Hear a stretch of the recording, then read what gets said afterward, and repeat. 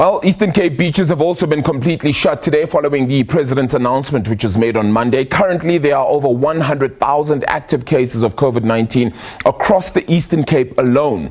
For more, let's cross to my colleague Anda Nqonji now, who is in Port Elizabeth, the beach at its most quietest during December. Not a usual scene, certainly, Anda. Well, indeed, it is a pretty unique reconciliation day and an entire December for residents of the Nelson Mandela Bay and the residents of the Eastern Cape as they heed the call by the president to stay away from the beaches during this period. Of course, they are trying to contain COVID-19 during this resurgence and trying by all means to keep people as far as possible from one another, and the beaches being one of the places that you would see during this time of the year being crowded.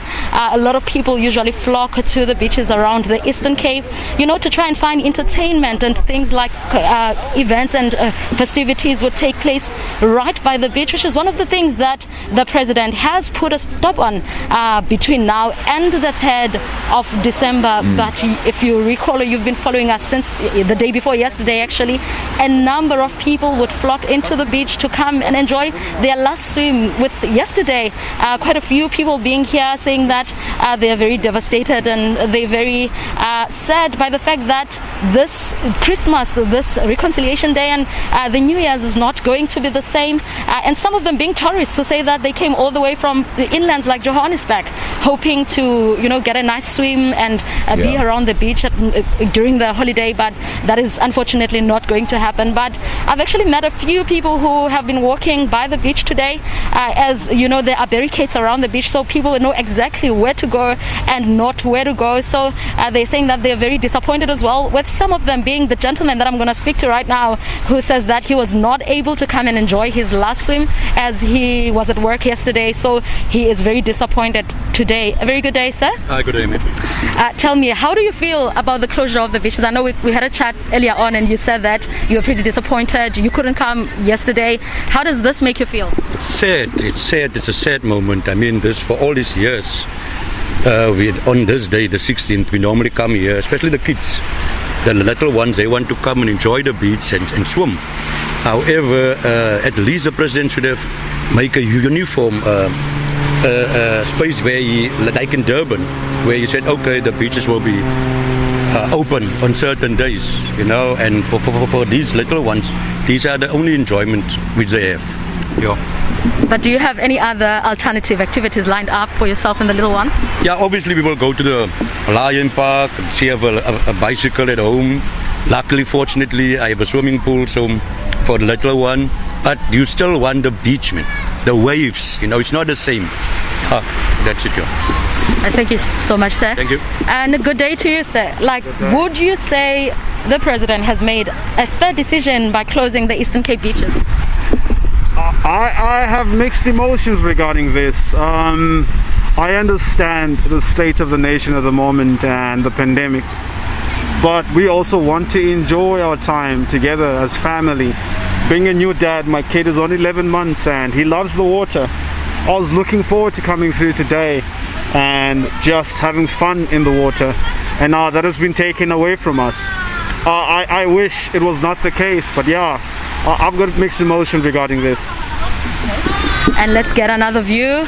Sir, would you say that the decision to close the beaches at least will assist in the containment of COVID-19?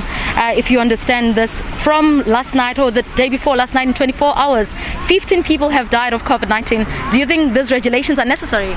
Well, obviously, if you're taking into consideration what the country is going through, I mean, not just the country, but globally, it's something that's necessary in order to contain the disease and the virus. But obviously, it is a shame because it's a beautiful city with beautiful people, and this is where people come to have fun. This is where people come to enjoy their December. So having that taken away from us is a bit of a shame, but honestly, on our part, we have to understand the choices that the president has made and to recognize that it's for our own good in the end. So we can't really complain. We just carry on with our daily lives and hopefully find fun somewhere else. Thank you so much. Just one last person. If you're familiar with this place, obviously you know that it's usually packed around this time of the year, and you know there's no denying that there's congestion and social distancing becomes very impossible, almost impossible rather. Would you actually say that this was the best decision in order to contain this virus? Yeah, after hearing the news of some people dying of coronavirus, it's so sad one way, because as law-abiding citizens, we should be everybody's keeper. So if I think of that, that was actually a good decision, because we actually have to preserve our loved ones. We actually have to protect each other. So the president, as the head of the state, has taken a good decision for the good of everybody. So I'm not that sad. I know we missed good moments on a day like today, but what can we do? Just have to abide by the law. Thanks. Well, thank you so much, sir. I hope you enjoy your day watching the waves. Well, there you had it. Those were the mixed views of residents of the Nelson Mandela Bay, with some saying that the decision was a bit unfair as they had activities lined up. We've met another gentleman earlier on saying that it could have been fair if the president would have closed the beaches the same way it has been done in KZN, you know, on big days to control large crowds, as you would see during big days or during festivities. And with others saying that they are fully understanding of this decision and how much it is needed to try and contain this virus and this pandemic within the province. And you know, those are just the views of some of the residents who are here walking by the beach and enjoying the sun, despite the fact that the main areas to the beach have been barricaded. But right now, from myself, Anda Nqonji, and colleague Bulelani Scott, it's back to you in studio. And just very quickly, has there been law enforcement in the area? Has there been any need for it as well in this time?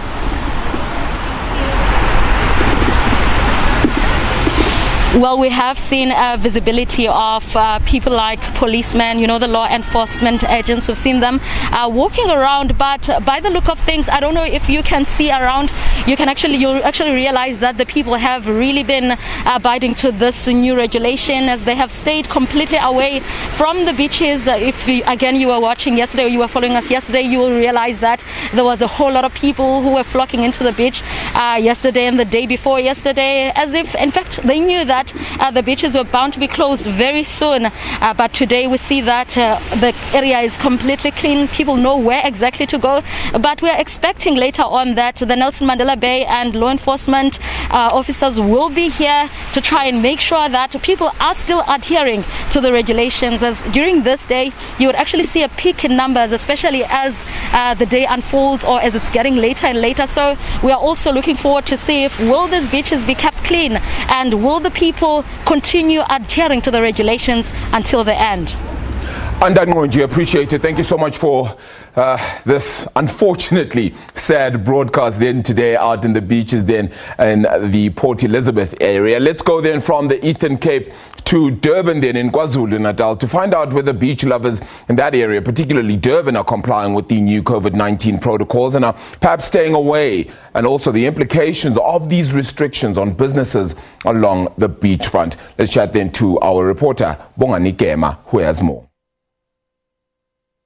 We are witnessing a very unusual scene for a public holiday here at the Durban beachfront. The ocean is empty and quiet, the pools are empty and quiet. People indeed adhering to the call that they should stay away from the beaches, as the call by the president that on public holidays, the days that are known to be the busiest during this festive season, people should stay away in order to try and curb the second wave of the virus. Earlier, we spoke with the MEC for Transport and Community Safety in the province, Beguntulu, who told us that although this idea, or rather this call, was very challenged by business people in the province, but he understands that this is the best idea for the province in order to ensure that the province does not become a hotspot, or rather that people do not contract the virus rapidly as feared that it will happen if people are flocked to the beaches. Well, the MEC also told us that, as we know, that if the beaches are closed, people are going to be flocking to other known places for entertainment, like the lodges and the taverns. He says that law enforcement officers will be there to ensure that people indeed do adhere to the rules. Another worry was that business people or owners of these entertainment venues are the ones who are not ensuring that their guests keep their mask on, keep their social distancing, and indeed do sanitize. It says that the department has met with the liquor board and has come to a conclusion that business people who really do not stick to these rules as laid out by the government will really face a very, will rather face the music, because it says they are considering the suspension of licenses of people who do such things. So as you can imagine, this is a very huge concern in the province. We know there's a high number of people who have contracted the virus already, a high number of people have died, but the province is making sure that this number doesn't continue growing, as it is feared that if people really continue as they are doing, that will be the case in the province. We know that the MEC for Transport will now be moving to the northern part of the province, because all the coastal areas of this province wants to ensure that, as we can see here in Durban, that people are adhering to the rules. Wants to ensure that in other coastal cities people do the same as well. But for now, let's bring it back to you in studio.